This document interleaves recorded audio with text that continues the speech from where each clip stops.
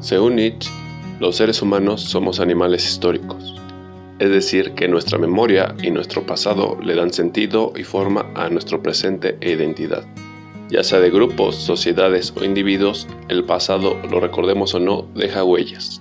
Nadie recuerda cómo aprendió a caminar o su primera palabra, pero que no tengamos memoria de un acontecimiento no significa que no ocurrió o que no tenga consecuencias. Sabemos que el pasado no cambia, porque está en un lugar del tiempo inaccesible, al que no es posible volver a menos que algún día la ciencia descubra cómo hacerlo.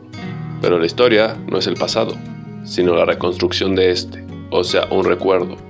La psicología nos dice que los recuerdos son subjetivos, que cambian y se transforman con el tiempo. La historia hace lo mismo, no los hechos, pero frecuentemente se confunde una cosa con otra.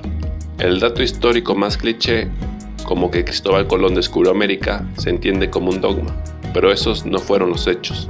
Los hechos fueron que Cristóbal Colón llegó a las Antillas y dijo que había llegado a Asia. Hizo 3 viajes más y siguió diciendo que era Asia, y se murió con esa idea.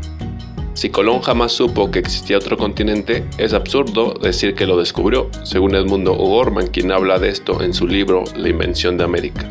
La idea de que Cristóbal Colón descubrió América es una interpretación, una resignificación de los acontecimientos que se construyó mucho tiempo después de su muerte, igual que muchas otras concepciones históricas.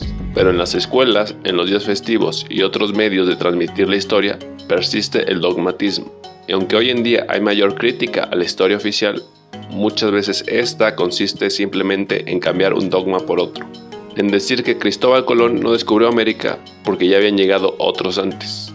Pero eso realmente no nos explica ni cambia nada, porque solo estamos enumerando hechos, los cuales no tienen ningún significado por sí mismos. Pero la historia no se limita a registrar hechos, sino que intenta ordenarlos y entenderlos de forma que tengan algún sentido y relevancia para nosotros. Al entender que esto es subjetivo, entonces sabremos que podemos cambiar la historia. ¿Pero por qué querríamos cambiarla? A nivel individual y colectivo, los recuerdos generan un aprendizaje que influye directamente en nuestra conducta. La función de todo aprendizaje es sobrevivir y adaptarnos a nuestro entorno. Sin embargo, al ser un proceso subjetivo, en ocasiones pueden ser perjudiciales. Podemos hablar de traumas, de complejos, de fobias, de vicios, de malos hábitos y conductas que no son benéficas para nuestra vida y desarrollo. Muchas de estas condiciones requieren terapia que frecuentemente está relacionada con los recuerdos y la significación que les damos. Por ejemplo, un trauma se puede producir por haber sufrido una experiencia desagradable, pero después no es la experiencia misma la que nos afecta. Lo que provoca que el trauma perviva son los recuerdos, los cuales tienen que modificarse para superar el trauma a través de comprender desde otra perspectiva el pasado para generar un nuevo aprendizaje. Esto se aplica en la psicología, pero la historia colectiva no es tan distinta. Hoy en día hay conflictos políticos y sociales por cuestiones históricas que generan en las sociedades o grupos conductas nocivas y perjudiciales. En estos casos tendríamos que revisar la historia que se enseña y cambiarla. No para inventar u omitir cosas, lo cual de hecho hace la historia oficial, sino para entender el pasado de una manera que nos permita corregir los errores y obtener un aprendizaje positivo, que es finalmente el objetivo de los recuerdos, al menos en un individuo. Pero la historia se ha utilizado de forma política, ideológica, para legitimar la realidad presente, donde a veces se culpa a los muertos de los males de los vivos ante la incapacidad de estos para solucionar sus problemas. O se construye un relato que raya en el mito y el maniqueísmo que priva a las sociedades de entender el origen de las cosas y su identidad.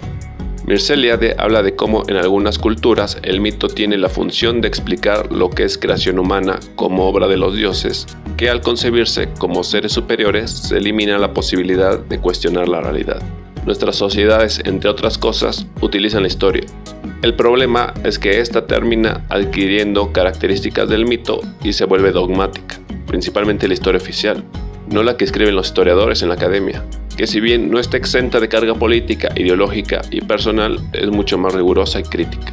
Pero la mayoría no tiene un interés especial por ella. Así que la historia oficial es la que termina dominando en la construcción identitaria, la explicación del pasado y la significación de las cosas. Existen muchas historias oficiales. Cada nación, región, grupo étnico, familia e individuo tiene la suya.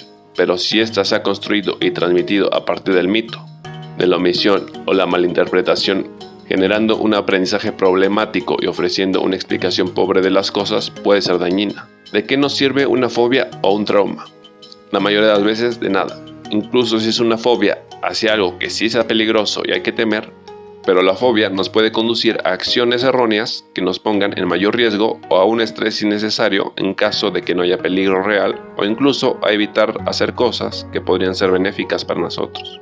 La psicología, la psiquiatría o el psicoanálisis tratan estos padecimientos en el individuo, pero a nivel social seguimos cargando con las consecuencias de una historia mal construida que en ocasiones se limita a funcionar como arma política. Saber que la historia se puede cambiar no solo nos sirve para hacerlo, sino para entender que por definición la historia no puede ser dogmática. Cuando se presenta como un dogma puede deberse simplemente a pereza intelectual, pero también a una intención política que puede provocar traumas, complejos, fobias, vicios, malos hábitos y conductas perjudiciales en la vida y desarrollo de las sociedades, para lo cual no existen terapeutas. No podemos justificar en el pasado y la historia los problemas del presente y del futuro. Si bien algunos tienen su origen en un tiempo anterior, otros son fantasmas que solo cobran efecto desde la preservación de una memoria malentendida y no nos sirven para solucionar los males actuales, lo cual solo se puede hacer desde el tiempo presente.